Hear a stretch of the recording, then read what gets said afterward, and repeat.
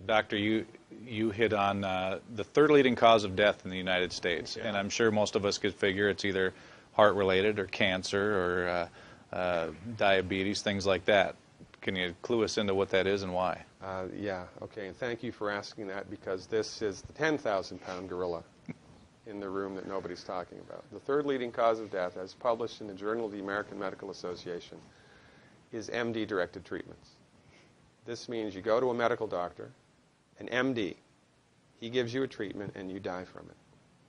According to the United States Department of Health and Human Services, 15,000 Medicare patients a month are killed by MD treatment, and nobody goes to jail. A handful of terrorists fly 2 planes into the Twin Towers. 3,500 people die, and we go to war. But 15,000 people a month are killed by medical doctor treatments, and we don't bat an eyelash. This is because we have been, I don't want to say brainwashed, that's not the correct term, but we have been, for the last 100 years, kind of led into this false belief. You know, I think it was Marcus Welby that started it, that the medical doctor is king and knows everything about everything. And really, you need to just shut up and follow your medical doctor's advice. Most people in the United States have no idea at all of the history of the evolution of medicine in the United States. In the early 1900s, it was a relatively level playing field between the chiropractors, the osteopaths, the homeopaths, and the MDs. In 1915, 1920, there was something called the Flexner Report. The Carnegie Corporation funded this man named Abraham Flexner. He went all around the country, and he went on stagecoach and train and horseback. This was before the interstate highway system, right? It took Flexner 5 years to do this. He went all around the country and did an inventory of all of the medical schools that prescribed drugs.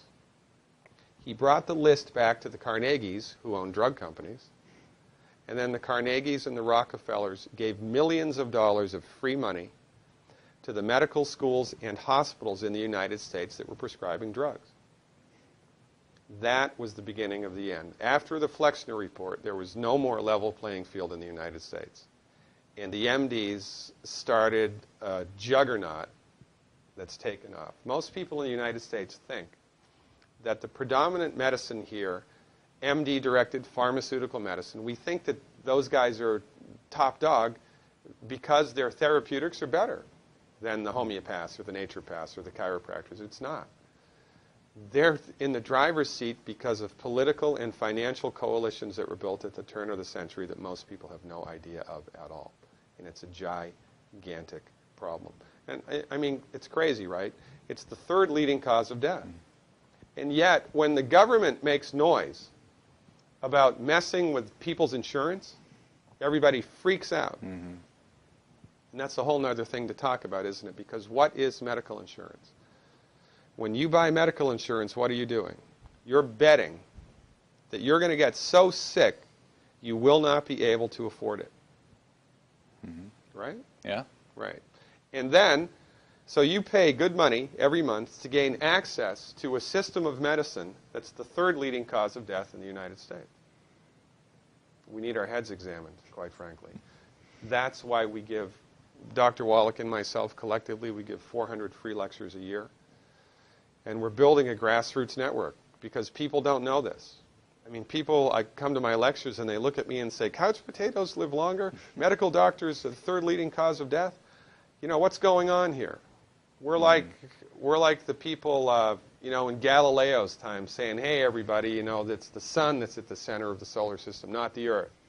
Well, hey, everybody, the Earth is round, it's not flat. Or, hey, everybody, slavery's a bad thing. Right?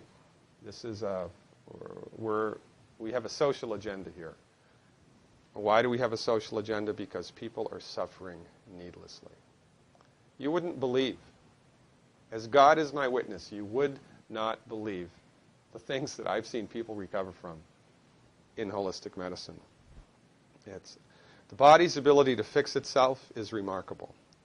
And most of the time, all that the body needs to do that is the raw materials that it needs to do that.